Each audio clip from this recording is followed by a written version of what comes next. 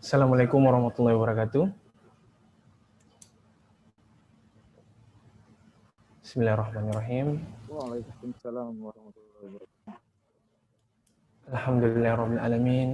Wassalatu wassalamu ala asrofil anbiya'i wal mursalin wa ala alihi sayyidina Muhammadin wa ala alihi wa ashabihi ajmain, amma ba'd. Pertama-tama, marilah kita panjatkan puji syukur kehadirat Allah Subhanahu wa taala yang telah melimpahkan hidayah, berkat dan inayahnya kepada kita semua sehingga kita dapat berkumpul pada pengajian Majelis Taklim Al-Mulk BMPD Provinsi Maluku dengan tema Istiqomah setelah Hijrah. Yang terhormat para pimpinan perbankan Provinsi Maluku, yang kami hormati Bapak Ustadz Abdul Aziz Arbi yang telah hadir di tengah-tengah kita, yang kami hormati juga Bapak Ketua Majelis Taklim Al-Mulk, Bapak Fadli Kow. Assalamualaikum Bapak. Pak Fadli, Assalamualaikum Pak. Waalaikumsalam. Ya, gimana kabar hari ini Pak? Alhamdulillah baik. Ya, alhamdulillah sehat semua ya Pak ya.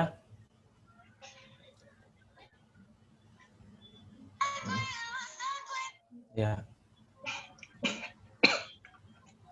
Jamaah Majelis Taklim yang dirahmati Allah, alhamdulillah kita bersyukur kembali dipertemukan dalam Majelis Taklim kali ini dengan ilmu kita, kemudian Majelis Taklim Al-Mulk. Semoga Majelis Taklim ini bisa menjadi ladang ilmu bagi kita semua dan dapat bermanfaat, ilmunya dapat yang disampaikan oleh Bapak Ustadz nanti akan bermanfaat bagi kita semua. Ya. Amin ya rabbal alamin. Semoga kita selalu mendapatkan syafaat juga dari Nabiullah Muhammad SAW sampai pada yaumul akhir nanti. Ya, amin, Allahumma amin. Kemudian mungkin ada sambutan yang akan diberikan oleh Bapak Ketua Majelis Taklim Al-Mulk, Bapak Fadli. Kepada Bapak Fadli Kow dipersilahkan Pak.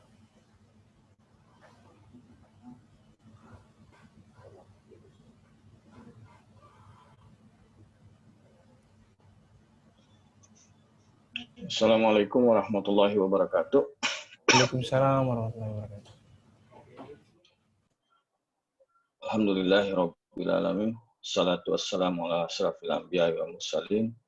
Sayyidina wa maulana Muhammadin wa ala alihi wa sahbihi ajmain, amma ba'du. Yang saya hormati pimpinan perbankan se-Provinsi Maluku, khususnya di Kota Ambon, ataupun yang mewakili teman-teman perbankan Provinsi Maluku, Jamaah Majelis Taklim Al-Mulk yang saya hormati. Yang saya banggakan rekan-rekan pengurus yang sudah bekerja maksimal untuk mempersiapkan segala kegiatan pengajian kita. Juga sahibul baik kita yang punya studio, Pak Saman dan Pak Aslu selaku pimpinan Penin Bank yang setiap kegiatan selalu menyiapkan tempat untuk kita sebagai studio mininya Majelis Taklim Al-Mulk dalam melakukan siaran live kegiatan pengajian kita. Dan sahibul baik kita juga Ustadz Hussein Abdul Aziz Arbi. Assalamualaikum Ustadz. Sudah mempersiapkan waktu selalu untuk kita dalam kegiatan-kegiatan pengajian kita di setiap kajian yang kita sampaikan ingin berikan kepada jamaah. Ustadz Hussein selalu menyiapkan waktu untuk kita. Puji syukur kehadirat Allah Subhanahu wa taala atas berkat rahmat hidayah dan maghfirahnya, kita masih diberikan waktu dan kesempatan di pagi hari ini untuk hadir bersama-sama dalam kegiatan kajian Majelis Taklim Al-Mulk dengan tema Istiqomah setelah Hijrah. Semoga nikmat kesehatan, nikmat waktu yang Allah berikan kepada kita, dan kita sisihkan di pagi hari ini dapat menjadi amalan kita di yaumil mahsyar nanti.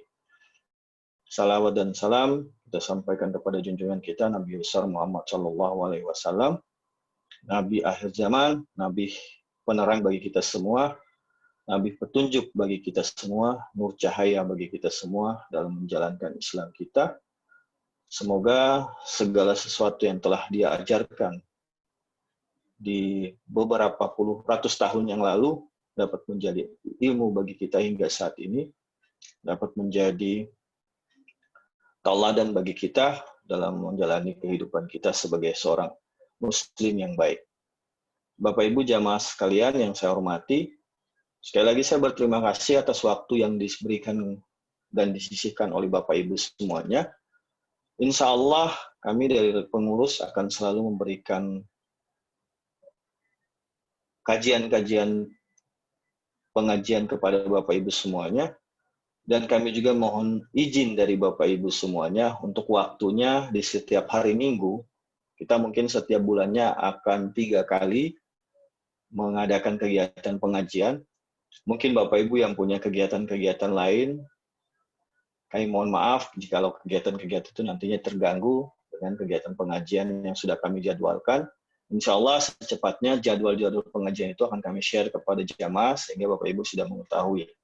Kita akan melaksanakan setiap hari Minggu di setiap bulan.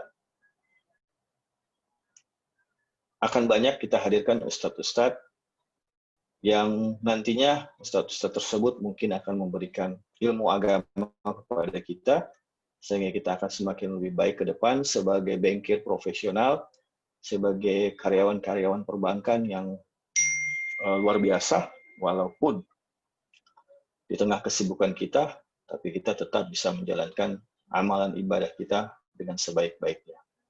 Sekali lagi terima kasih untuk waktu kita di pagi hari ini. Khusus untuk Ustadz, kami minta Ustadz waktunya untuk memberikan kajian di pagi hari ini hingga nanti selesai. Ditutup dengan doa sekaligus Ustadz untuk kajian kita di pagi hari. Terima kasih. Wabillahi taufiq wa hidayah. Assalamualaikum warahmatullahi wabarakatuh. Waalaikumsalam warahmatullahi wabarakatuh. Baiklah. Waalaikumsalam warahmatullahi wabarakatuh. Sapu. Baiklah. Itulah tadi penyampaian sambutan dari Bapak Fadliko selaku Ketua Majelis Ta'lim Al-Mulk. Ya, sudah sangat baik sekali. Suaranya nggak kedengar ya? Suaranya. Oke. Untuk mempersingkat waktu, saya persilahkan kepada Bapak Ustadz Abdul Aziz, Ustadz Hussein Abdul Aziz untuk memberikan tausiah kepada kita semua pagi hari ini. Semoga ilmu yang nanti diberikan sebagai Pak Ustadz ini dapat diaplikasikan bagi kita dalam kehidupan sehari-hari. Kepada Ustadz Hussein, dipersilakan Ustadz. Ya. Bismillahirrahmanirrahim. Uhayyikum tahiyyatul Islam, tahiyyatu ahli jannah. Assalamualaikum warahmatullahi wabarakatuh. Alhamdulillah nahmaduhu wa nasta'inuhu wa nastaghfiruhu wa nastahdihi wa natubu ilayh wa na'udzu billahi min shururi anfusina wa min sayyiati a'malina. Man yahdihillahu fala mudilla lahu wa man yudlil fala hadiya lahu. Asyhadu an la ilaha illallah wa asyhadu anna Muhammadan 'abduhu wa rasuluhu la nabiyya ba'dah. Allahumma 'allimna bima yanfa'una wa anfa'na bima 'allamtana warzuqna 'ilman nafi'a. Allahumma la sahla illa ma ja'altahu sahla wa anta taj'alul hazna was-sa'ba idza syi'ta sahla. Rabbi shrah li sadri wa yassir li amri wa hlul 'uqdatam min lisani yafqahu qawli. Amma ba'd. Para bapak pimpinan Bank Maluku yang saya hormati dan saya cintai karena Allah Subhanahu wa taala, pimpinan Majelis Ta'lim Al-Mulk Bapak Fadli Ko yang saya hormati dan saya banggakan, dan juga kepada teman-temanku sekalian. Pertama-tama marilah kita panjatkan rasa puja dan puji syukur kita kepada Allah Subhanahu wa taala karena berkat begitu banyak sekali nikmat yang telah Ia berikan kepada kita, nikmat iman, nikmat Islam, nikmat sehat walafiat, sehingga pada kesempatan kali ini kita masih mau mendengarkan mungkin sedikit tausiah yang insyaallah nanti akan saya sampaikan. Salawat serta salam tak lupa kita curahkan kepada Nabi besar Muhammad SAW, kepada keluarganya, sahabatnya, tabi'in, tabi'ut tabi'in, serta kepada para pengikutnya yang senantiasa mengamalkan sunnahnya hingga akhir kiamat nanti. Ikhwatal iman yang dirahmati oleh Allah Subhanahu wa taala, maka pada kesempatan kali ini saya diberikan amanah untuk mengisi sebuah materi, yaitu tentang istiqamah setelah berhijrah. Dan kita akan sedikit membahas tentang permasalahan sirah nabawiyah, karena memang sebentar lagi kita akan masuk kepada bulan Rabiul Awal. Bulan Rabiul Awal adalah bulan yang dimana Rasulullah SAW beliau dilahirkan.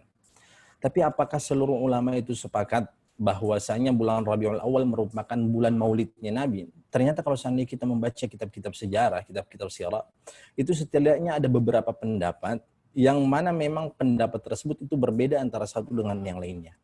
Ada pendapat yang mengatakan bahwasanya Nabi Muhammad itu lahir bukan pada bulan Rabiul Awal, tapi pada bulan-bulan yang lain. Sehingga memang ada perbedaan pendapat kapan Nabi Muhammad itu dilahirkan. Tapi Imam Nawawi rahimahullah, beliau menyebutkan bahwasanya dilahirkan pada bulan Rabiul Awal. Sehingga mungkin momen seperti ini itu merupakan momentum yang pas ketika kita mengulang kembali, mengenal kembali siapa itu Nabi kita Muhammad SAW.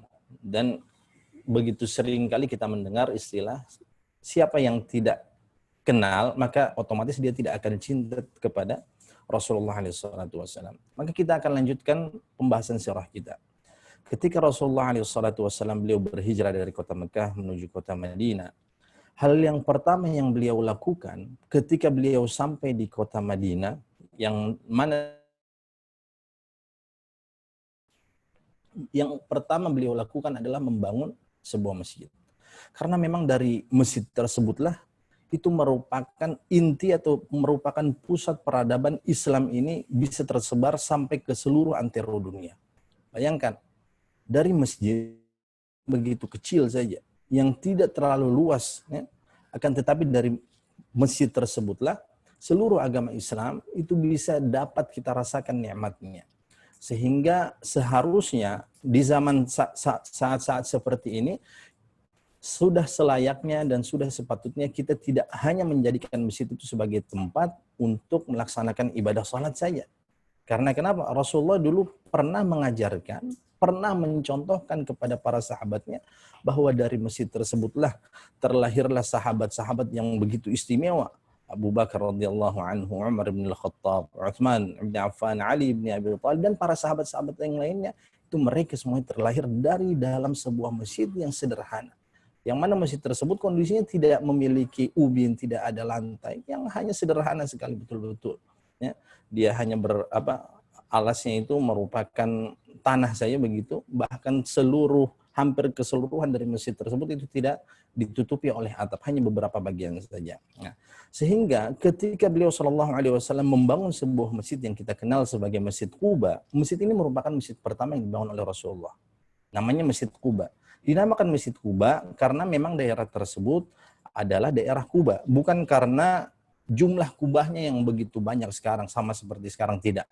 Tapi karena memang dari dahulu kala daerah tersebut itu merupakan daerah Quba. Dan perlu kita ketahui bersama bahwasanya daerah Quba ini itu merupakan daerah yang subur. Banyak sekali perkebunan kurma yang terdapat di daerah Quba tersebut. Rasulullah membangun masjid di sana. Dan masjid ini merupakan masjid yang begitu istimewa di dalam agama Islam. Karena kenapa? Di dalam sebuah firman Allah Subhanahu wa taala, ternyata masjid ini telah diabadikan di dalam Al-Qur'an. Allah Subhanahu wa taala berfirman, a'udzubillahi minasyaitonir rajim, la masjidun ussisa 'ala taqwa min awwali yaumin ahaqqu an taquma fihi rijalun yuhibbuna ay yatatahharu wallahu yuhibbul mutahhirin.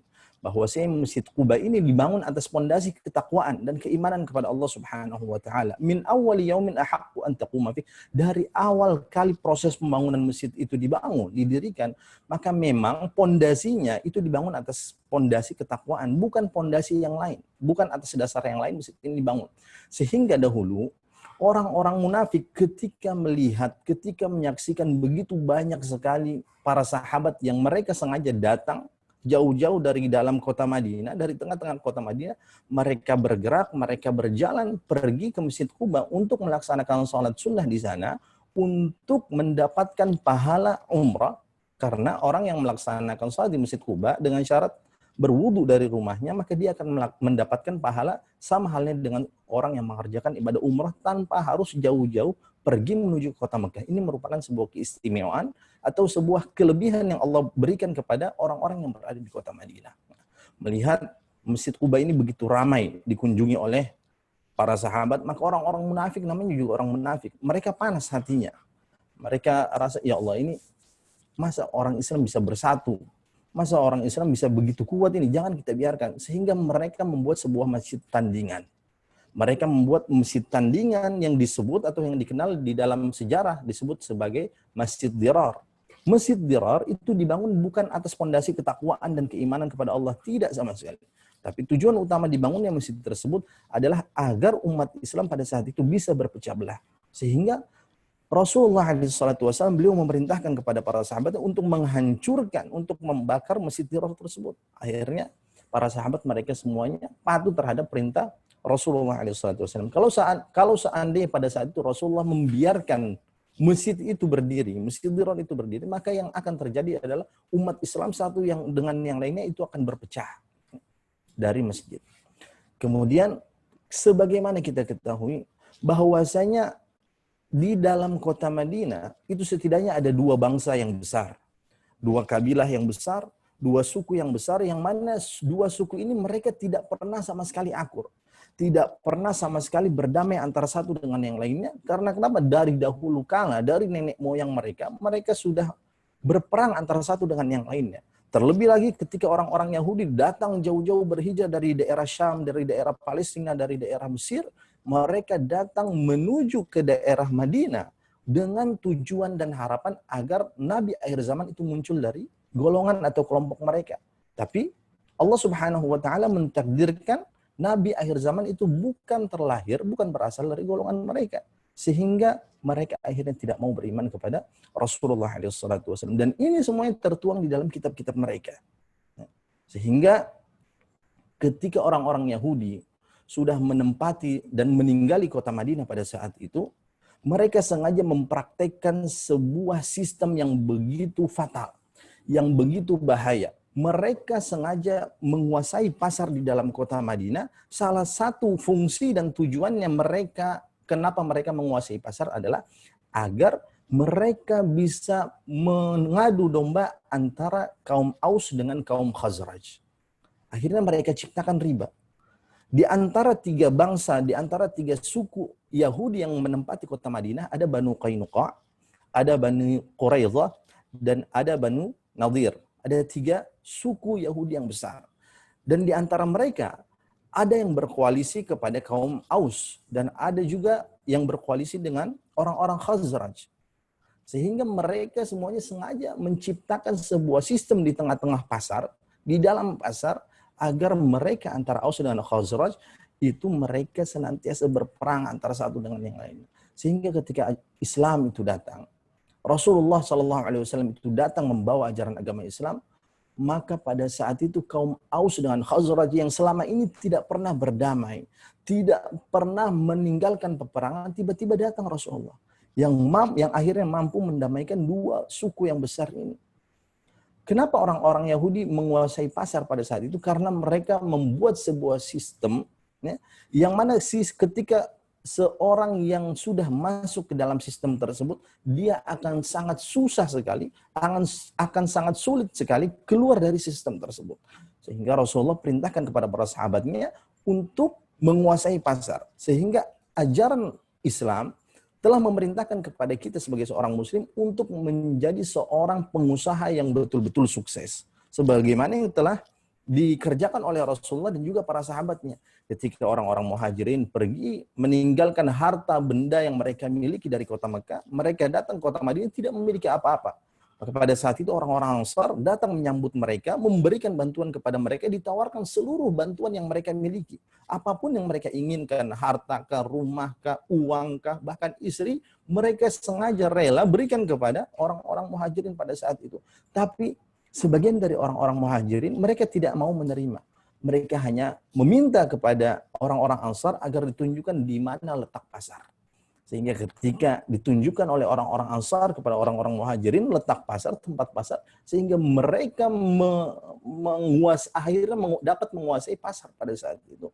Inilah yang telah disabdakan oleh Allah, yang telah difirmankan oleh Allah Subhanahu wa taala, "Wabtaghi fima atakallahu ad-daral akhirah wa la tansa nasibaka minad dunya." Segala hal apapun yang kita kerjakan di dunia ini, maka kita harus ingat bahwa tujuan utama kita adalah mencari keridhaan Allah Subhanahu wa taala. Tapi ingat, wa la tansa nasibaka minad dunya. Jangan sekali-kali engkau lupa terhadap urusan dunia. Jangan sekali-kali engkau berharap meminta agar engkau terlahir dalam keadaan miskin. Jangan engkau memiliki cita-cita hidup pas-pasan menjadi orang yang miskin. Jangan pernah sama sekali. Karena kenapa? Allah Subhanahu wa taala berfirman, "Wala tansa nasibaka minad dunya." Dan janganlah kalian sekali-kali lupa terhadap apa yang harus menjadi bagian yang engkau miliki ketika engkau berada di dunia. Tapi ingat, tujuan utamanya adalah akhirat. Wabtaghi fima atakallahu ad-daral akhirah. Ya. Ketika umat Islam berhasil menguasai pasar, ya, maka pada saat itu Rasulullah SAW beliau berhasil mempersatukan antara kaum Aus dengan Khazraj yang tidak pernah sama sekali selama sejarah mereka berdamai. Ya. Dan dari masjid inilah akhirnya Rasulullah itu berhasil membangun sebuah peradaban yang begitu fantastis. Bahkan sampai saat ini peradaban tersebut begitu eksis, yang mana di zaman dahulu kala tidak pernah sama sekali ada kekuasaan, ada kerajaan yang menginginkan untuk menguasai daerah tersebut, daerah Hijaz. Karena kenapa? Daerah Hijaz merupakan daerah yang begitu tandus, yang tidak subur sama sekali. Kalau berbeda dengan Indonesia, ditaruh pohon saja dia akan ditaruh atau dilemparkan biji saja dia akan tumbuh. Tapi kalau seandainya di Arab sana, tanah yang begitu tandus, tidak memiliki apa-apa di sana, gersang. Sehingga orang-orang itu tidak ada yang mau menguasai, tidak ada yang mau menjajah daerah itu. Orang-orang Persia, mana ada yang mau pergi ke tempat namanya Jazirah Arab. Orang-orang Romawi sana, siapa yang mau menguasai daerah tersebut? Tapi ternyata dari tempat inilah akhirnya Rasulullah SAW beliau membawa sebuah peradaban yang begitu istimewa sehingga bisa dan mampu menguasai dunia. Dimulai dari mana? Dimulai dari masjid. Dan kita bisa melihat betapa istiqamahnya para sahabat radhiyallahu taala anhum ketika mereka memang betul-betul mengikuti apa yang telah Allah Subhanahu wa taala perintahkan kepada Rasulullah dan kepada mereka sebagai umat Islam. Siapa di antara para sahabat yang tidak istiqamah, maka Rasulullah SAW pasti akan menegur mereka. Karena kenapa? Orang-orang yang beristiqamah di jalan Allah Subhanahu wa taala maka balasannya sungguh sangat istimewa sekali. Innal ladzina qalu rabbuna Allah tsumma istaqamu tatanazzalu 'alaihimul malaikatu alla takhafu wa la tahzanu wa abshiru bil jannati allati kuntum tu'adun. Di antara salah satu keistimewaan bagi orang-orang yang senantiasa istiqamah. Apa itu istiqamah? Continue dalam melakukan ibadah kepada Allah Subhanahu wa taala. Melakukan ibadah di sini bukan hanya melaksanakan salat, zakat, puasa, haji dan lain sebagainya, ibadah yang mahal tidak. Tapi ibadah dalam pengertian yang luas. Apapun yang kita lakukan ketika kita berada di pasar, ketika kita berada di masjid, ketika kita berada di kantor, ketika kita berada di lapangan, ketika kita berada dimanapun, kalau seandainya kita tanamkan di dalam hati kita agar mendekatkan diri kepada Allah Subhanahu wa taala, maka itu berarti kita sudah menjalankan ibadah kepada Allah Subhanahu wa taala. Dari sini kita bisa mengambil ibrah juga bahwasanya Allah akan memberikan balasan yang begitu istimewa berupa wa absyiru bil jannati allati kuntum tu'adun. Akan mendapatkan surga yang begitu istimewa bagi orang-orang yang mampu melaksanakan istiqamah. Dan istiqamah ini merupakan sebuah hal yang begitu berat kita laksanakan. Begitu banyak sekali orang-orang yang mengatakan saya ingin berhijrah. Kemudian akhirnya dia berhijrah pada saat itu, akan tetapi di tengah perjalanan tiba-tiba dia kembali lagi melakukan hal yang sama. Dia kembali lagi kepada kemaksiatan yang sama, dia kembali lagi minum khamar, dia kembali lagi ini, dia kembali lagi itu. Karena memang istiqamah ini merupakan sebuah hal yang sangat sulit kita laksanakan. berhijrah, berpindah dari suatu hal kepada hal yang lebih baik itu mungkin gampang. Itu mungkin lebih mudah. Tapi setelah kita berpindah dari hal tersebut, dari keadaan dan kondisi tersebut, ternyata ada hal yang jauh lebih susah untuk kita pertahankan. Itu apa? Istiqamah itu sendiri. Sehingga Rasul Allah Subhanahu wa taala mengatakan wa absyiru, berikanlah kabar gembira bil jannah, yaitu mereka akan mendapatkan surga allati kuntum tu'adun, yang akan dijanjikan kepada mereka bagi orang-orang yang istiqamah. Para sahabat, ketika Rasulullah perintahkan mereka untuk mencegah kafilah dagang yang dibawa atau yang dipimpin oleh Abu Sufyan pada saat itu, ya, ternyata Allah Subhanahu wa taala membolehkan pada saat itu, mengilhamkan kepada Nabi Muhammad, memberikan wahyu kepada Nabi Muhammad, dibolehkan bagi mereka untuk mengambil kembali harta yang mereka miliki yang mereka punyai ketika mereka berada di kota Mekah. Sehingga penyebab awal perang Badar itu terjadi, Rasulullah itu tidak menginginkan peperangan sebenarnya. Tapi beliau hanya menginginkan untuk mengambil kembali harta benda yang umat Islam miliki pada saat itu yang mereka tinggalkan ketika mereka berada di kota Mekah. Tapi di tengah perjalanan, ternyata Abu Sufyan telah mendengar berita ini. Akhirnya mereka, kafilah dagang yang dipimpin oleh Abu Sufyan, mengambil arah lain, jalur yang lain. Akhirnya mereka mampu lolos.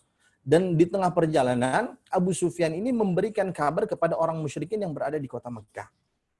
Sehingga berangkatlah pasukan yang berasal dari kota Mekah itu berjumlah 1.000 orang. Ada yang menggunakan onta, ada yang menggunakan kuda, ada yang menggunakan baju perang, ya, dengan alat-alat perang, semua jumlahnya 1.000 orang. Rasulullah yang berangkat dari kota Madinah hanya berjumlah kurang lebih 313 orang, tapi tidak memiliki sama sekali niatan untuk berperang pada saat itu. Tapi Allah Subhanahu wa taala mentakdirkan hal yang lain. Dan sebagaimana kita ketahui bahwa di dalam peperangan Badar 313 melawan 1.000 orang, ternyata Allah mentakdirkan kepada umat Islam yang memenangkan peperangan pada saat itu. Yang pertama karena takdir dari Allah Subhanahu wa taala. Allah mentakdirkan umat Islam pada saat itu menang. Yang kedua adalah Allah mengirimkan bala bantuan berupa malaikat yang langsung turun ke medan pertempuran. Bahkan di dalam sebuah riwayat itu dikatakan bahwasanya tiba-tiba ya, orang-orang musyrikin itu melihat malaikat turun dari gunung. Makanya sekarang itu ada yang disebut sebagai Jabal Malaikah, gunung malaikat.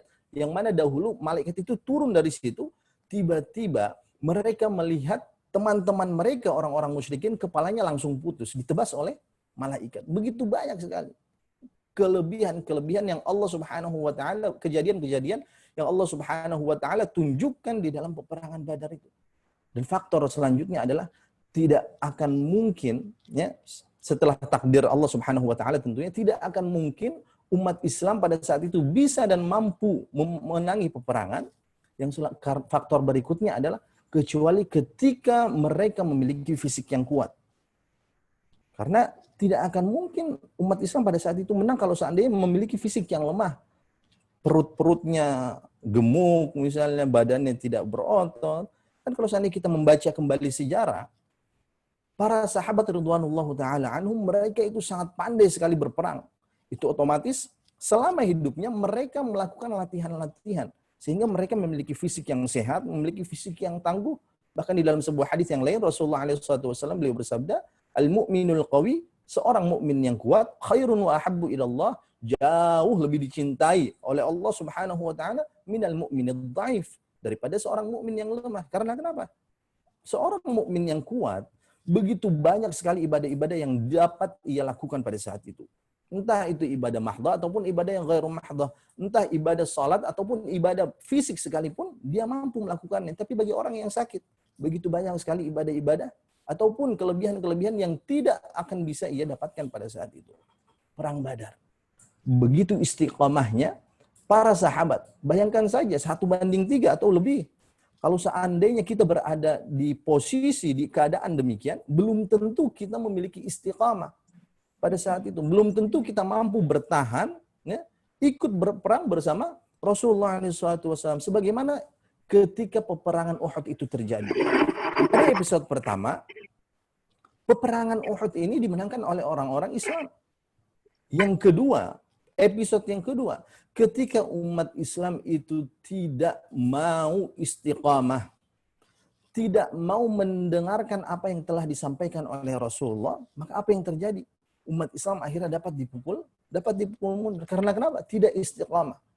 Jadi kalau seandainya kita tidak istiqamah, kita melanggar apa yang Allah Subhanahu wa taala perintahkan dan Rasulnya, maka siap-siap akan adanya balasan secara cash.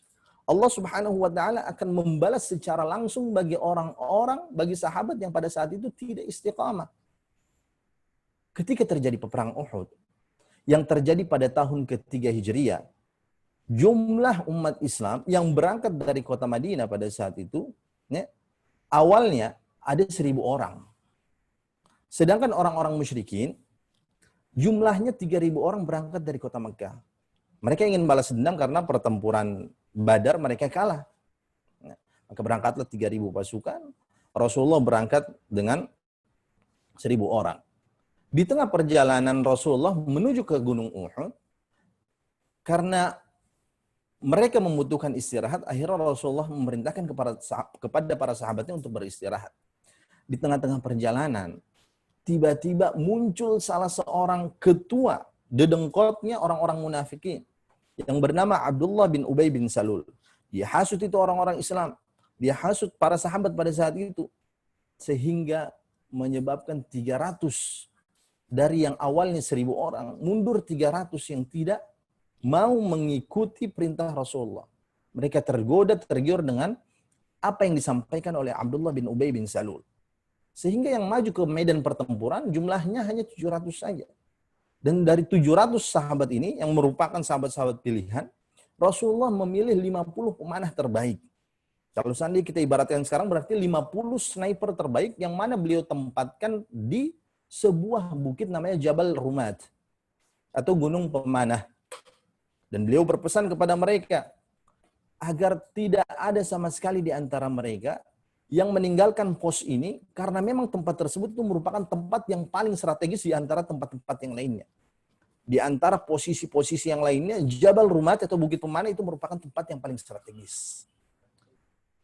Beliau berpesan, tidak boleh ada yang meninggalkan tempat ini dalam keadaan apapun ketika kalian melihat kami yang sedang berperang di bawah itu berada di dalam kondisi yang sedang memenangi peperangan, kalian tidak boleh turun. Dan apabila kalian melihat kami terbunuh pada saat itu pun, kalian tidak boleh turun sama sekali. Pada awal episode peperangan, Rasulullah dengan sangat mudahnya dan juga umat Islam memukul mundur pasukan kaum kafir Quraisy pada saat itu. Karena kenapa? Langsung dihujani oleh pemanah yang telah menempati bukit itu. Tiba-tiba orang-orang atau para sahabat yang berada di Jabal Rumat, Bukit Pemanah, mereka tergiur dengan harta rampasan yang telah ditinggalkan oleh orang-orang musyrikin pada saat itu. Menjadi kebiasaan orang-orang jahiliyah. Ketika mereka berperang, sengaja mereka bawa anak mereka, harta mereka, emas mereka, anak-anak dan wanita-wanita yang mereka miliki pada saat itu, tujuannya adalah sebagai pemacu adrenalin mereka. Sebagai pemacu semangat mereka, agar mereka wajib hukumnya untuk memenangi peperangan. Karena kalau seandainya mereka kalah, maka otomatis apa yang mereka bawa pada saat itu akan diambil oleh musuh. Sehingga pada episode pertama ketika orang-orang musyrikin dapat dipukul mundur oleh orang-orang Islam, akhirnya harta ghanimah itu berada di hadapannya orang-orang muslimin. Akhirnya orang-orang atau pasukan pemanah ini mereka tergiur dan mereka turun. Tinggal beberapa sahabat saja yang masih tetap bertahan, masih tetap istiqamah menjaga pos tersebut. Dan Khalid bin Walid pada saat itu masih dalam keadaan kafir, menjabat sebagai Al-Maimanah, panglima pasukan berkuda sebelah kanan. Melihat celah yang ditinggalkan oleh umat Islam pada saat itu, pos tersebut, dan ia telah mengetahui bahwasanya pos itu paling strategis. Ia kumpulkan kembali pasukan yang telah berpencar entah kemana, dia kumpulkan kembali sebagiannya, kemudian ia mulai menyusup, melewati suatu lembah di sana, kemudian ia mulai naik, mengambil alih pos tersebut. Beberapa sahabat yang masih menjaga pos tersebut, langsung dengan sangat mudah dipukul mundur atau dimatikan dan dibunuh oleh Khalid bin Walid dan juga pasukannya pada saat itu. Sehingga umat Islam diserang dari dua arah. Ada dari arah depan dan juga dari arah belakang. Maka pada episode yang kedua kali inilah, karena sebagian sahabat saja mereka tidak istiqamah di jalan Allah Subhanahu wa taala, akhirnya Allah berikan balasan secara cash. Dan ketika Rasulullah berada di Madinah, beliau itu berhasil mengusir orang-orang Yahudi karena memang orang-orang Yahudi itu merupakan orang-orang yang begitu licik. Ketika Rasulullah pada awal mula beliau datang ke dalam kota Madinah, beliau membuat sebuah piagam. Beliau membuat sebuah perjanjian dengan orang-orang yang tinggal di dalamnya. Yaitu termasuk juga dengan orang-orang Yahudi. Di antara isi piagam tersebut atau perjanjian tersebut adalah seluruh orang yang menempati daerah Madinah harus melindungi satu dengan yang lainnya. Tidak boleh sama sekali kalau seandainya ada serangan dari luar kota Madinah, tidak boleh sama sekali ada penduduk kota Madinah itu yang berkoalisi dengan musuh. Maka orang Yahudi pada saat itu melanggar apa yang telah mereka janjikan bersama Rasulullah SAW. Yang akhirnya singkat cerita mereka semuanya diusir dari dalam kota Madinah. Maka setelah itu tidak ada lagi orang-orang Yahudi yang tinggal di dalam kota Madinah. Nah, ini sudah waktu. Sudah habis ya? Bagaimana? Waktu. Mungkin selanjutnya kita lanjut ke sesi pertanyaan saja ya. Supaya sing bosan. Allah Ta'ala alam. Assalamualaikum warahmatullahi wabarakatuh. Waalaikumsalam warahmatullahi wabarakatuh. Baik, terima kasih Pak Ustadz atas tausiahnya yang diberikan. Kebetulan ada pertanyaan dari Bapak BSM Randi. Dia bertanya mengenai Assalamualaikum warahmatullahi wabarakatuh. Pak Ustadz, Ana ingin bertanya bagaimana cara supaya kita mampu untuk tetap istiqomah, walaupun kita sama-sama tahu bahwa istiqomah itu merupakan hal yang sulit. Jazakallah. Mungkin Pak Ustadz bisa memberikan sedikit penjelasan mengenai pertanyaan dari Bapak BSM Randi tersebut. Kepada Pak Ustadz dipersilakan Pak. Bagaimana caranya untuk istiqamah? Karena alam, kalau tidak salah pertanyaan ini juga pernah disampaikan pada pertemuan sebelumnya dan telah dijawab oleh Ustaz Taufik. Nah, Allah Subhanahu wa taala berfirman, "Innal ladzina qalu rabbuna Allah tsumma istaqamu tatanazzalu 'alaihimul malaikatu alla takhafu wa la tahzanu." Nah, yang tadi telah saya jelaskan ayatnya. Bahwasanya dia akan mendapatkan surga, bahkan orang-orang yang beristiqomah itu akan senantiasa dikelilingi oleh para malaikat. Tatanazzalu 'alaihimul malaikah. Malaikat itu akan turun kepada orang-orang yang senantiasa beristiqomah. Yang kedua, suatu ketika Rasulullah itu pernah ditanya oleh salah seorang sahabatnya.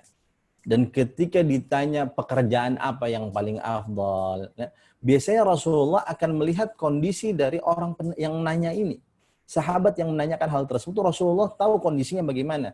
Ketika Rasulullah melihat dia ini mungkin agak susah untuk melaksanakan sholat secara berjamaah di masjid, maka Rasulullah pada saat itu katakan, hal yang paling afdal, yang paling utama, yang paling bagus engkau lakukan adalah sholat tepat pada waktunya.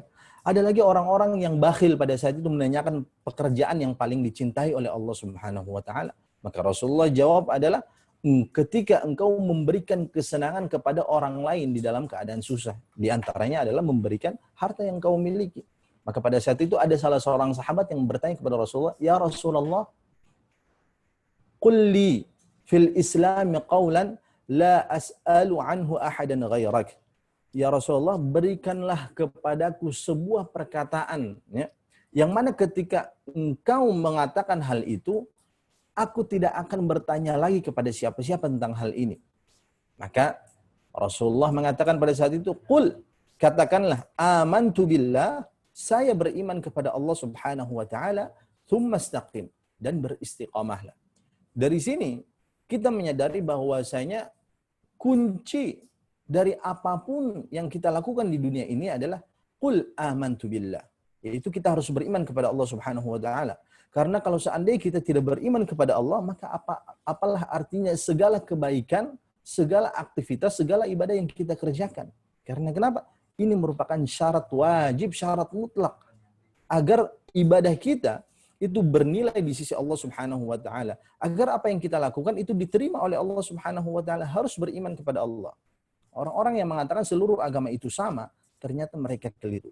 Karena kenapa? Sesungguhnya Allah Subhanahu wa taala berfirman, "Innad dina 'indallahil Islam." Sesungguhnya agama yang diridhai oleh Allah Subhanahu wa taala hanyalah ajaran agama Islam. Dan ternyata seluruh ajaran nabi-nabi terdahulu, mulai dari zaman Nabi Adam, Idris, Nuh, Salih, sampai kepada Nabi Muhammad, itu mereka semuanya ajarannya adalah sama, yaitu mengajarkan kepada tauhid, mengajarkan kepada ajaran agama Islam. Agar seluruh umat Islam ini mengatakan la ilaha illallah.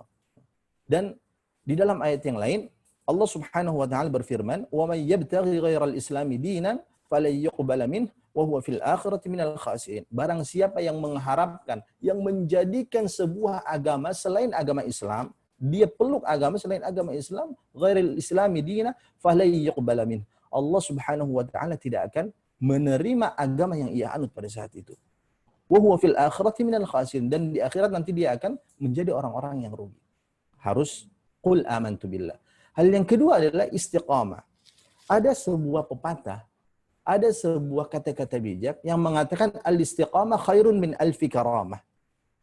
Yaitu istiqamah jauh lebih baik, bahkan 1000 kali lebih baik dibandingkan 1000 karamah. Karamah merupakan kelebihan yang Allah Subhanahu wa taala berikan kepada hamba-hambanya yang saleh. Dan kalau seandainya saat ini seringkali kita mendengar istilah wali yang bisa mengerjakan ini, yang bisa mengerjakan itu, yang memiliki kelebihan ini, yang memiliki kelebihan itu. Ketika mereka, wali-wali Allah ini memiliki kelebihan, berarti itu disebut sebagai karamah, sebuah karamah yang Allah berikan kepada dia. Apa perbedaan antara mukjizat dengan karamah? Dua-duanya ini sama diberikan oleh Allah Subhanahu wa taala kepada hambanya berupa kelebihan-kelebihan yang istimewa. Hanya saja karamah itu diberikan kepada selain Nabi. Sedangkan mukjizat itu diberikan kepada Nabi dan Rasul. Ya. Al-istiqamah khairun min alfi karamah. Akan tetapi, Rasulullah SAW beliau juga telah menjelaskan ya, bahwasanya kalau seandainya kita melihat ya, orang-orang yang mampu berjalan di air, yang mampu terbang, yang mampu melakukan ini, tapi perbuatan ibadah yang selama ini ia kerjakan tidak sesuai dengan apa yang Rasulullah SAW kerjakan, tuntunkan kepada kita, maka ketahuilah bahwa dia itu bukan merupakan waliullah. Karena wali, sesungguhnya wali itu hanya dua saja. Waliullah dan satu lagi walius syaitan. Kalau seandainya kita melihat ada orang yang bisa mengerjakan ini, memiliki kelebihan ini, tapi seandainya dia melaksanakan amal ibadah sesuai dengan apa yang Rasulullah kerjakan, maka ketahuilah bahwasanya dia merupakan waliullah. Tapi kalau seandainya sebaliknya, dia katakan kenapa dia tidak sholat wajib 5 waktu misalnya, dia katakan dia melaksanakan sholat di Makkah sana. Berarti apa yang terjadi? Dia itu bukan merupakan waliullah, tapi walius syaitan. Bayangkan saja, sekarang di sini jam berapa? Jam 10 misalnya, di Makkah berapa jam perbedaannya? Mana mungkin misalnya di sini waktu zuhur, di sana di Makkah juga waktu zuhur, tidak mungkin. Ya. Di antara tips, ya, cara agar kita itu bisa beristiqamah di jalan Allah Subhanahu wa taala adalah carilah jalisul mukmin. Carilah sahabat, carilah teman, carilah saudara yang betul-betul mampu memberikan nasihat kepada kita. Karena sesungguhnya al-iman yazid wa yanqus. Keimanan kita, keimanan seseorang itu kadang naik, kadang turun. Kadang ada yang naik terus. Bahkan kalau seandainya katong turun, kadang turun terus. Kadang katong ini futur, malas beribadah terus. Yaitu merupakan sebuah kepastian yang akan terjadi menimpa diri kita. Karena kenapa? Kita ini manusia yang memiliki akal, yang memiliki hawa nafsu. Sehingga kalau seandainya kita bisa manage nafsu ini, ya, maka Allah Subhanahu wa taala akan muliakan kita jauh lebih mulia dibandingkan para malaikat sekalipun. Kenapa malaikat bisa begitu patuh terhadap perintah Allah? Mereka tidak pernah bermaksiat sama sekali. Mereka senantiasa istiqamah karena Allah menciptakan malaikat dari cahaya dan Allah tidak memberikan kepada malaikat atau tidak menciptakan kepada malaikat berupa nafsu. Sehingga wajar saja mereka beribadah taat kepada Allah. Binatang Binatang tidak diberikan akal oleh Allah Subhanahu wa taala. Tapi kalau seandainya kita itu menuruti hawa nafsu kita, kita bisa jauh lebih hina, lebih rendah daripada binatang sekalipun, karena binatang tidak ada yang namanya binatang satupun yang mendatangi sesama jenis. Tapi manusia mendatangi sesama jenisnya karena ia turuti hawa nafsunya sehingga dia bisa jauh lebih hina daripada binatang. Oleh sebab itu, fungsi dari teman, fungsi dari saudara yang beriman agar senantiasa mengingatkan kepada kita kalau seandainya kita berada di dalam kondisi ketakwaan. Jangan pernah malu, jangan pernah sungkan untuk menasihati saudara kita yang sedang futur. Karena itulah sesungguhnya fungsi teman yang akan menyelamatkan kita dari api neraka. Dan Rasulullah SAW beliau juga bersabda dalam sebuah hadis yang sahih, di antara 7 golongan yang akan mendapatkan naungan di sisi Allah Subhanahu wa taala adalah warajulani tahabba fillah ijtama'a alaihi wa tafarraqa alaihi. 2 orang yang saling mencintai, yang saling mengingatkan karena Allah Subhanahu wa taala. Ya, ingatkan saudaranya agar pergi ke majelis ta'lim al-mulk misalnya, dengarkan di sini. Ia ajak teman-temannya untuk melakukan ibadah-ibadah yang lain. Ia cegat saudaranya tersebut agar jangan melakukan kemaksiatan ini dan itu, sehingga warajulani tahabba fillah ijtama'a alaihi wa tafarraqa alaihi, itu merupakan salah satu di antara 7 golongan yang akan mendapatkan naungan di sisi Allah Subhanahu wa taala, yang tidak akan diberikan naungan ini kecuali hanya kepada 7 golongan tersebut. Allah taala alam. Mudah-mudahan cukup untuk menjawab pertanyaan dari Bapak. Allah taala alam. Baiklah. Saya rasa tadi pertanyaan penjelasan Pak Ustadz mengenai tetap istiqomah ya, sangat baik sekali. Pak Ustadz juga menjelaskan bagaimana tips dan triknya supaya kita selalu beristiqomah. Semoga kita semua selalu beristiqomah dalam ajaran Islam, dan kita semua selalu juga bisa diberikan hidayah oleh Allah Subhanahu wa taala. Amin ya rabbal alamin. Pak Ustadz, mungkin ada pertanyaan lain lagi nih Pak Ustadz dari Arifin Hidayat ya. Pertanyaannya yaitu, apakah diterima amalan kita diterima apabila kita sehabis minum jamu yang beralkohol, lalu besoknya kita sholat lagi? Gimana nih Pak Ustadz? Mohon penjelasannya ya. Terima kasih. Waalaikumsalam warahmatullahi wabarakatuh. Yang pertama, Arifin Hidayat ini merupakan teman saya dulu. Ahlan wa sahlan Ustaz. Dulu teman ketika masih pesantren ya, teman ahlan wa sahlan. Apakah akan diterima sholat kita ketika minum jamu yang ada alkoholnya? Yang pertama, alkohol itu merupakan sesuatu yang haram. Haram sama sekali. Karena kenapa? Di dalam proses penerapan hukum khamr itu setidaknya ada 3 tahapan. Yang pertama, tidak diharamkan sama sekali. Hanya saja orang-orang itu meminta fatwa, meminta penjelasan kepada Rasulullah, dan Rasulullah katakan ada manfaat dan ada mudarat. Tapi mudaratnya jauh lebih banyak. Kerusakan yang akan ditimbulkan oleh khamr itu jauh lebih banyak. Sehingga pada awal mula, sebagian sahabat atau kebanyakan sahabat masih mengkonsumsi khamr. Tahapan yang kedua, ketika melihat keimanan sahabat pada saat itu sudah mulai kuat, sehingga Islam ini memberikan sebuah hukum, yaitu khamr boleh diminum, tapi kalau seandainya jaraknya dengan sholat itu jauh antara satu dengan yang lainnya. Subuh ke zuhur jauh boleh konsumsi, tapi kalau seandainya sudah dekat dengan waktu sholat, maka stop. Karena kenapa? Pada proses yang kedua ini, ada salah seorang sahabat yang menjadi imam, membaca surah Al-Kafirun, tapi terbolak-balik. Dia katakan, a'budu ma ta'budun. Saya menyembah apa yang engkau sembah. Ataupun sebaliknya. Tidak dapat jalan keluar ketika membaca surah Al-Kafirun, sehingga diturunkanlah hukum yang kedua ini. Pada tahapan yang ketiga, ketika memang para sahabat itu sudah menerima apa yang telah Rasulullah ajarkan, sampaikan, keimanan mereka sudah betul-betul kuat, adat istiadat mereka, kebiasaan mereka sudah bisa mereka kondisikan. Jadi kalau seandainya memang ada syariat dengan adat, maka yang mereka kedepankan adalah syariat. Maka pada saat itu akhirnya Allah Subhanahu wa taala menurunkan sebuah hukum, innamal khamru wal maisir wal ansab wal azlam rijsun min amali syaitan. Maka setelah ayat ini diturunkan, tidak ada lagi sama sekali yang namanya khamr, yang namanya alkohol, yang namanya sopi, sageru, topi miring, apa lain dan lain sebagainya, itu tidak ada lagi yang namanya halal dikonsumsi sama sekali. Walaupun sedikit saja. Walaupun sedikit saja itu haram. Saat saya mau coba sedikit, kenapa barang yang bikin mabuk? Soalnya nggak bikin mabuk, itu tetap tidak boleh walaupun itu sedikit. Karena kenapa? Sudah diturunkan hukum ini.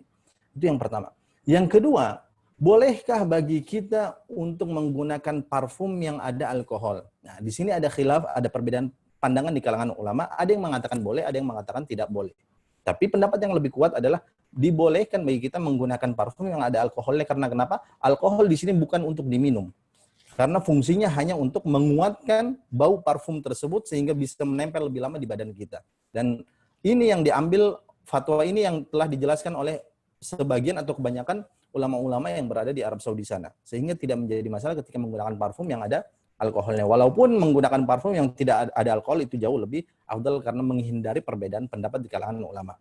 Yang selanjutnya, sesungguhnya khamr ini merupakan minuman bagi orang-orang yang berada di akhirat. Orang-orang yang berada di surga, nanti mereka akan meminum minuman khamr. Tapi ingat, khamr yang berada di surga itu jauh lebih nikmat dibandingkan khamr yang berada di dunia. Sehingga Rasulullah SAW beliau juga pernah bersabda, lahum fid dunya walana fil akhirah. Khamr itu dibolehkan bagi orang-orang selain yang beragama Islam untuk diminum, silahkan. Tapi bagi kita hanya boleh mengkonsumsinya ketika kita berada di akhirat. Dan orang yang sudah pernah merasakan khamr di dunia, maka dia tidak akan pernah merasakan kenikmatan khamr di akhirat, di surga nanti. Hal selanjutnya, ketika seorang muslim itu minum khamr, minum jamu yang ada khamrnya, minum jamu yang ada alkoholnya, apakah salat dia akan diterima? Maka Allah Subhanahu wa taala telah menjelaskan bahwasanya Allah tidak akan menerima salat kita kalau seandainya kita itu tidak sadar. Hatta bagaimana ya ayyuhalladzina amanu idza qumtum ilas shalah faghsilu wujuhakum wa aydiyakum ilal marafiq wamsahu bi ru'usikum wa arjulakum ilal ka'bayn wa in kuntum junuban fattahharu terus marda aw ala safarin aw jaa ahadun minkum minal ghaiti aw lamastumun nisa falam tajidu ma'an fatayammamu sa'idan tayyiban famsahu bi wujuhikum wa aydiyakum. Ya Allah, kita lupa ayatnya. Ala kulli hal, ya, di situ dijelaskan bahwasanya Allah tidak akan menerima salat kita sampai kita itu mengetahui apa yang kita katakan. Sampai akal kita itu betul-betul ada kembali. Karena kenapa? Khamr dapat menghilangkan akal. Di antara daruriyatul khams, di antara 5 hal yang memang betul-betul dijaga di dalam ajaran Islam adalah hifdzul aql, menjaga akal. Karena akal ini begitu penting sehingga orang yang melaksanakan sholat dia harus berakal. Bagaimana orang yang tidak memiliki akal dia melaksanakan sholat, maka tidak akan diterima oleh Allah Subhanahu wa taala.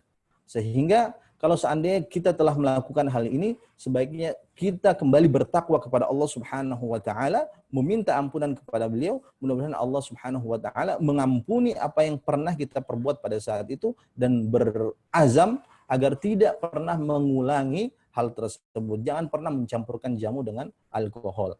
Saya tahu fungsinya buat apa? Buat obat kah atau buat apa? Wallahu taala. Mudah-mudahan cukup jelas.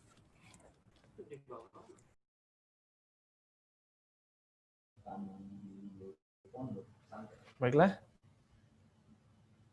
Penjelasan yang sangat baik dari Pak Ustadz. Tapi Pak Ustadz, saya mau nanya lagi, boleh klarifikasi sedikit nih. Kalau misalnya kita minum jamu tadi, terus yang beralkohol tapi kita tidak tahu. Kalau soal itu gimana hukumnya untuk Pak Ustadz?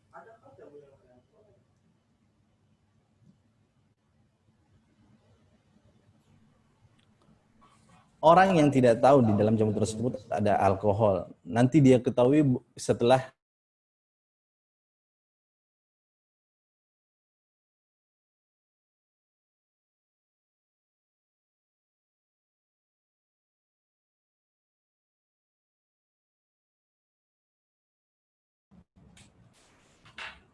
tes.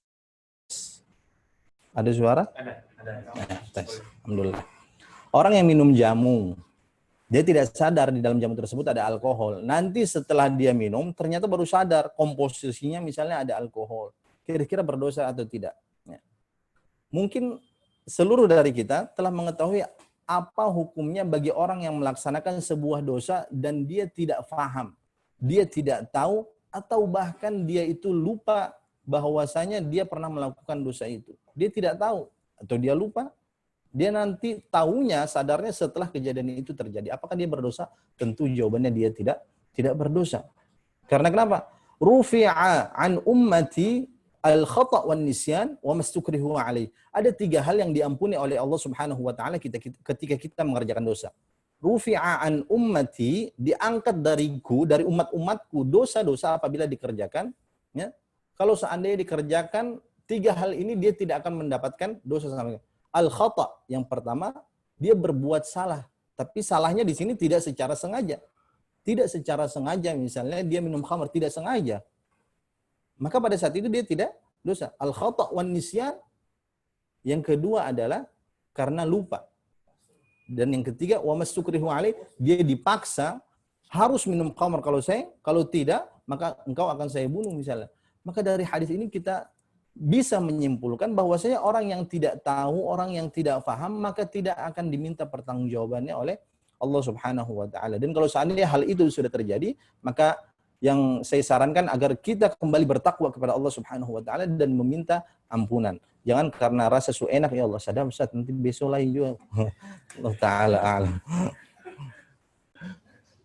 Jadi begitu ya, mungkin penjelasannya dari Pak Ustadz sudah sangat baik sekali. Ya, intinya kita tidak boleh meminum khamar lagi atau sopi dan sebagainya, itu kalau bisa ditinggalkan lah. Ya. Baik, selanjutnya ada pertanyaan lagi nih Pak Ustadz dari BIM Husni Effendi. Assalamualaikum warahmatullahi wabarakatuh. Pak Ustadz, saya ada 2 pertanyaan. Yang pertama, ketika kita hijrah secara istiqomah, bagaimana cara kita memilih keutamaan?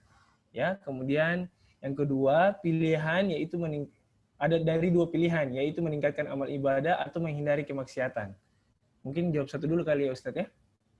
Oke, boleh, silakan Ustadz.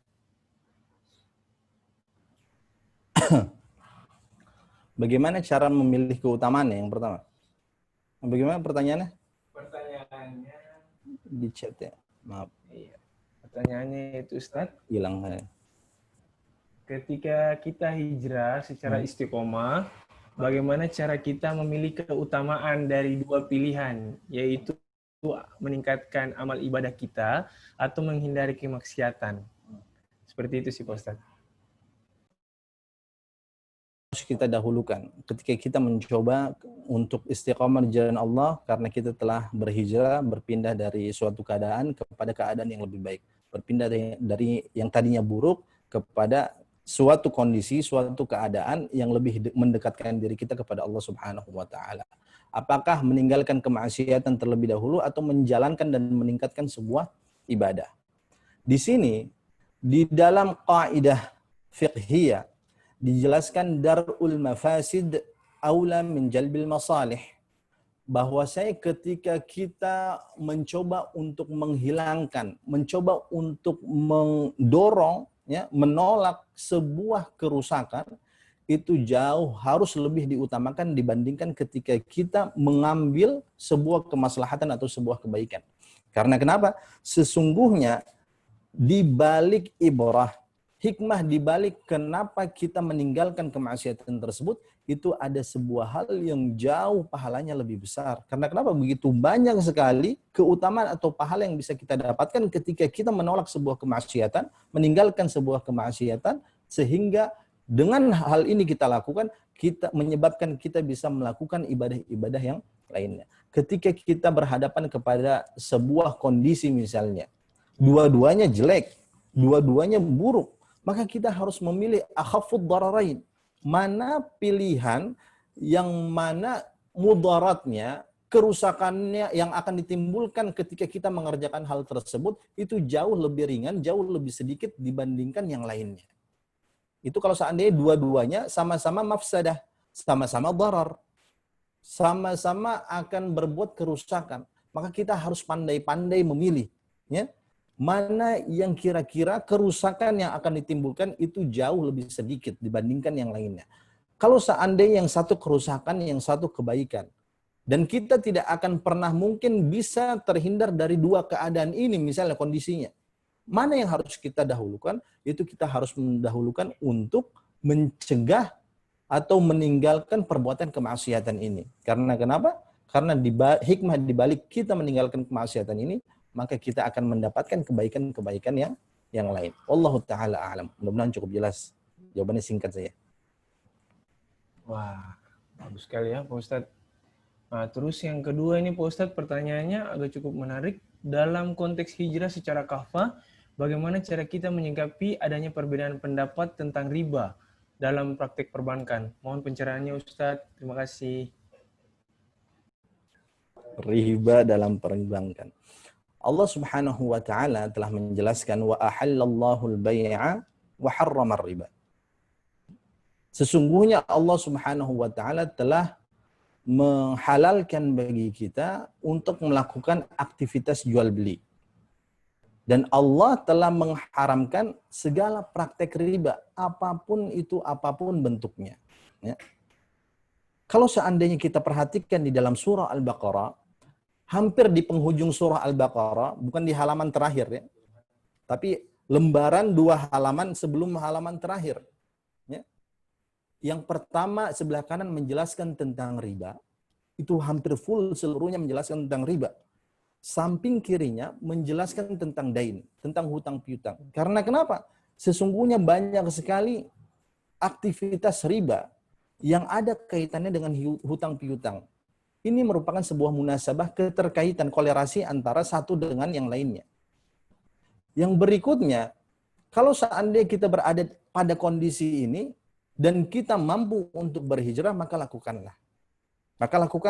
Karena kenapa? Sesungguhnya Allah Subhanahu wa taala akan memberikan keberkahan yang jauh lebih besar, yang jauh lebih banyak bagi orang-orang yang meninggalkan sesuatu hal karena Allah Subhanahu wa taala. Man taraka syai'an lillah, barang siapa yang meninggalkan sesuatu hal apapun itu karena Allah Subhanahu wa taala, ia tinggalkan hal tersebut, awwadahullahu khairan min. Maka Allah Subhanahu wa taala akan memberikan ganti yang jauh lebih baik dan lebih berkah daripada apa yang ia dapatkan sebelumnya. Tapi kalau seandainya kita berada pada kondisi yang memang betul-betul tidak bisa terhindar dari yang namanya ini, maka setidaknya jangan pernah putus asa agar kita menanamkan di dalam diri kita, di dalam hati kita ini sebuah azam, sebuah niat betul-betul agar suatu saat kita bisa mau berhijrah dari yang namanya riba. Yang berikutnya, ada sebuah kaidah yang menjelaskan barang siapa yang tidak bisa mengerjakan suatu kebaikan secara sempurna, maka setidaknya janganlah bagi dia meninggalkan kebaikan tersebut seluruhnya, jangan. Barang siapa yang belum bisa meninggalkan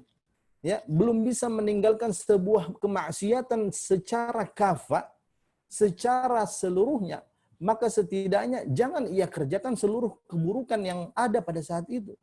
Ya, setidaknya ia coba kurangi sedikit demi sedikit. Sehingga kalau seandainya kita terapkan ini, maka perlahan-lahan insya Allah Allah Subhanahu wa taala akan memberikan keberkahan bagi kita. Dan wa may yattaqillaha yaj'al lahu makhraja. Barang siapa yang memang betul-betul bertakwa kepada Allah Subhanahu wa taala, maka pasti Allah akan memberikan jalan keluar terbaik. Saya ingin sedikit cerita, ya. Dulu ketika saya berada di Madinah, ya, saya kuliah di sana. Ketika kuliah, saya nikah ada anak otomatis. Beasiswa yang saya dapatkan ya mungkin tidak akan mencukupi, maka pada saat itu saya bekerja sampingan. Kadang jadi tour guide, kadang jadi pembimbing, kadang jadi ini. Biasanya bantu jamaah haji dan umroh lah. Di samping itu saya jualan lah kepada para jamaah. Gaji pokok dari seorang tour guide itu setidaknya dia dapat 200 real. Sekarang 200 real satu hari itu ya kira-kira hampir 800 ribu.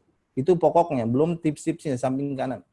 Pernah suatu saat muncul kekhawatiran di dalam diri saya. Nanti kalau seandainya saya pulang, kira-kira beta penggaji berapa? Saya akan mendapatkan uang berapa pada saat itu? Karena tidak akan mungkin apa yang saya dapatkan selama saya berada di Madinah dengan ketika saya berada di Indonesia akan sama, tidak akan mungkin. Jauh di sana lebih besar dibandingkan ketika saya berada di sini.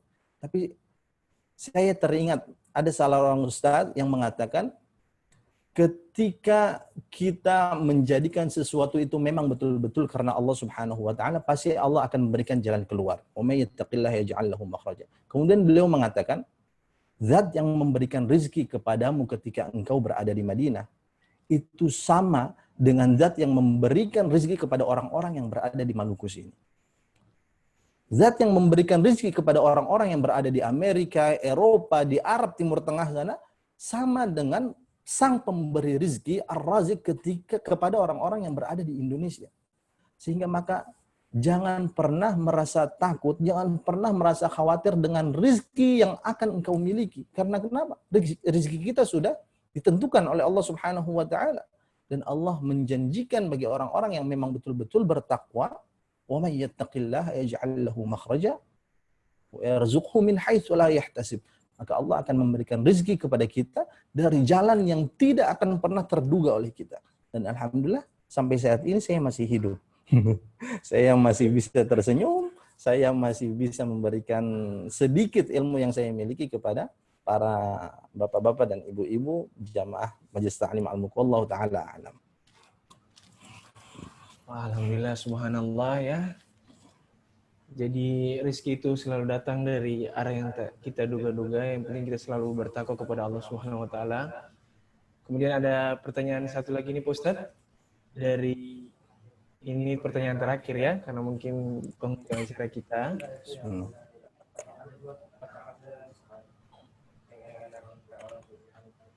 Oh ya, siap. Begitu pertanyaannya dulu. Yang pertama nih Ustadz. Assalamualaikum Ustadz. Mohon penjelasannya. Saya pernah mendengar istiqomah itu ada 3 hari. Ada 3, sorry. Yang pertama lisan, yang pertama hari, lisan dan jiwa. Apakah ada penjelasannya? Oh, mohon maaf itu kayaknya salah pengetikannya. Hati, lisan dan jiwa. Mohon penjelasannya Ustadz. Terima kasih. Istiqomah ada 3, hati, jiwa dan lisan. Saya juga baru mendengar sebenarnya istiqomah ada 3 pembagian seperti ini. Tapi kalau seandainya kita teliti kembali, kita periksa kembali, tidak ada salahnya juga. Karena kenapa? Karena sesungguhnya keimanan itu bukan hanya apa yang kita imani di dalam hati, tidak. Tapi yang dimaksudkan dengan keimanan adalah tasdiqum bil qalbi, membenarkan dengan hati, wa iqrarum bil lisan, mengikrarkan, mengucapkan dengan mulut, dengan lisan, wa amalun bil arkan, dan mengamalkan dengan panca indera yang kita miliki. Jadi ketika kita memang mencoba untuk betul-betul istiqomah, ya memang 3 hal ini harus dipenuhi. Karena kalau seandainya salah satu saja yang tidak terpenuhi, maka akan menjadi sebuah hal yang ambigu, menjadi sebuah hal yang aneh gitu. Orang-orang munafikin di zaman Nabi Muhammad SAW hidup bersama Nabi, kadang mendengarkan kajian Nabi, salat di belakang Nabi, ikut berjihad bersama Nabi, tapi ada salah satu unsur yang tidak mereka penuhi pada saat itu. Yaitu apa? Mereka tidak membenarkan dengan hati yang mereka miliki. Mereka tidak istiqomah di dalam hati mereka. Mereka sholat, mereka zikir, mereka membenarkan apa yang disampaikan oleh Nabi, mereka ikut berjuang bersama Nabi, tapi hati mereka tidak benar. Sehingga mereka akan termasuk dalam kategori orang-orang munafik. Sedangkan, atau apabila dia hanya membenarkan di dalam hati saja, akan tetapi perkataannya itu yang keluar mulut-mulut, perkataannya sungguh begitu kotor, sumpah serapah, orang Ambon bilang bamaki dan lain sebagainya. Dan juga perbuatan yang ia kerjakan pada saat itu tidak sesuai dengan apa yang Rasulullah ajarkan, Rasulullah tuntunkan, maka berarti dia termasuk dalam kategori orang yang beriman akan tetapi fasik. Tapi dia termasuk dalam kategori orang-orang fasik, orang yang melakukan dosa kepada Allah Subhanahu wa taala. Allah taala alam. Mungkin ada pembenarannya juga itu. Istiqomah ada terbagi menjadi 3. Baiklah Ustadz, mungkin terakhir pertanyaannya ini dari from Opi ya. Bismillah Ustadz, afwan jika salah satu tips agar kita selalu bisa istiqomah adalah dengan berteman dengan orang-orang yang baik. Lalu bagaimana dengan teman-teman kita yang saat ini afwan belum menjadi orang yang baik? Apakah kita harus tidak berteman dengan mereka lagi? Bagaimana, mohon penjelasannya Ustadz? Terima kasih. Ketika kita sudah memilih teman-teman yang soleh, teman-teman yang memang betul-betul sengaja mau menyampaikan sebuah kebenaran kepada kita, memberikan nasihat kepada kita, karena Rasulullah bersabda, ad-dinun nasihah, qulna liman qala lillahi wa li kitabihi wa li rasuli wa li a'immatil muslimina wa ammatihim. Agama Islam merupakan agama nasihat. Makanya di dalam ajaran agama Islam ada yang dikenal sebagai sebutan amar ma'ruf nahi mungkar. Yang mana memang betul-betul agama Islam harus hukumnya mempraktekkan ajaran ini. Amar ma'ruf nahi mungkar. Karena kalau seandainya orang-orang saleh membiarkan kemungkaran itu terjadi di mana-mana, maka yang dikhawatirkan Allah akan memberikan apa yang telah ia berikan kepada umat-umat sebelumnya. Kaumnya Nabi Lut, kaumnya Nabi Nuh, kaumnya Nabi Saleh. Mereka semuanya dibinasakan oleh Allah karena kenapa? Karena begitu banyak kemungkaran yang terjadi di mana-mana. Dan kalau seandainya sebuah tempat itu sudah terlalu banyak kemaksiatan dibandingkan orang-orang saleh yang berada di dalamnya, sedangkan orang-orang saleh itu diam saja, maka yakinlah pasti Allah Subhanahu wa taala akan menurunkan azab, memberikan teguran kepada mereka yang berada di sana. Hal selanjutnya, apakah orang-orang yang belum berhijrah, ya, orang-orang yang masih berada di sebelah kiri misalnya, apakah kita langsung otomatis tidak boleh berteman dengannya? Tentu jawabannya bukan demikian. Karena kenapa? Hal itulah yang akan bisa menyebabkan kita masuk ke dalam surga kalau seandainya kita mau berteman dengan mereka dengan syarat kita mengajak mereka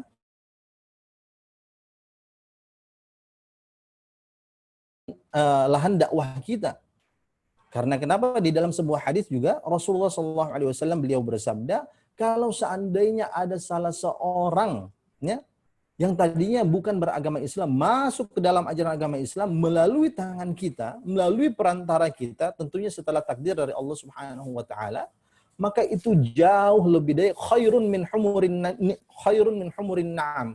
Itu jauh lebih baik daripada onta merah. Onta merah itu merupakan kendaraan terbaik yang berada di zaman Rasulullah SAW.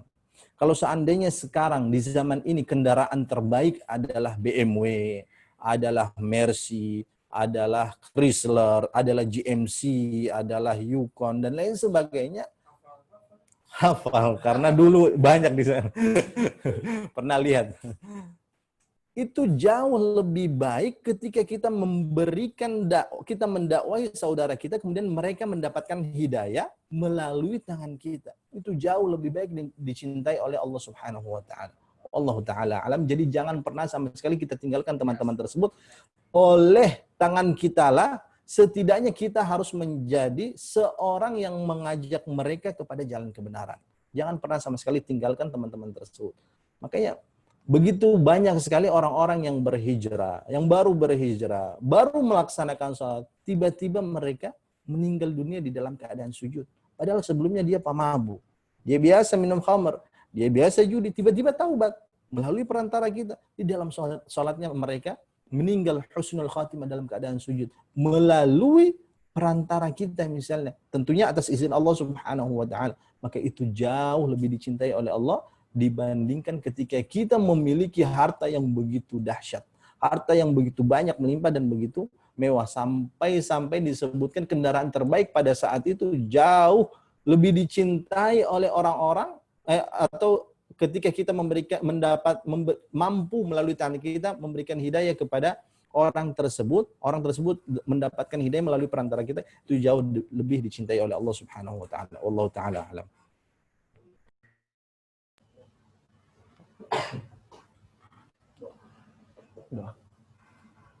Baiklah Pak Ustadz, tibalah kita di penghujung acara kali ini. Mungkin dari Bapak Ustadz bisa memberikan doa bagi kita semua agar ilmu yang tadi sudah disampaikan oleh Pak Ustadz itu bisa kita aplikasikan dan bisa kita terapkan di dalam kehidupan sehari-hari. Untuk Bapak Ustadz dipersilakan Pak.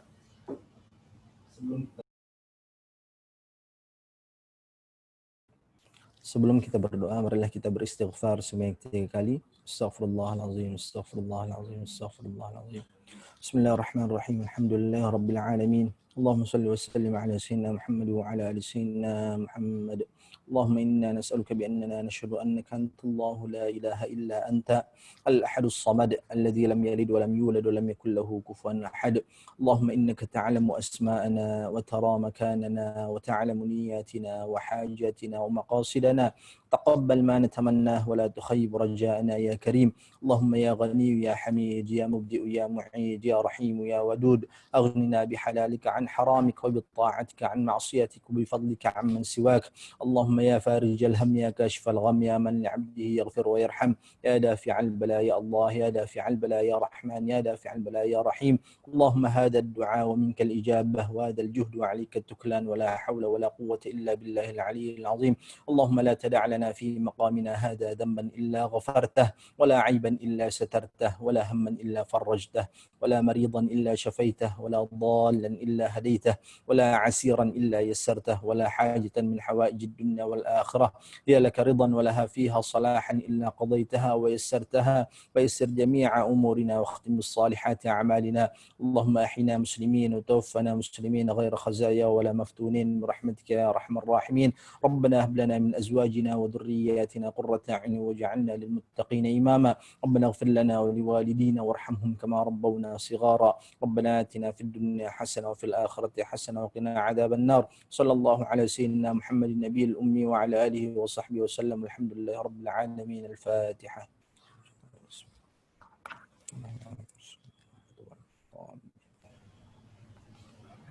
Baiklah, itulah tadi doa tausiah yang sangat baik sekali dan sudah diberikan doa juga oleh Pak Ustadz. Ya, untuk pengajian kali ini kita sudahi dulu. Kurang lebihnya mohon dimaafkan. Apabila ada kesalahpahaman kata-kata dan kalimat yang kurang bermanfaat, mohon dimaafkan. Saya selaku pribadi meminta maaf juga kepada semua.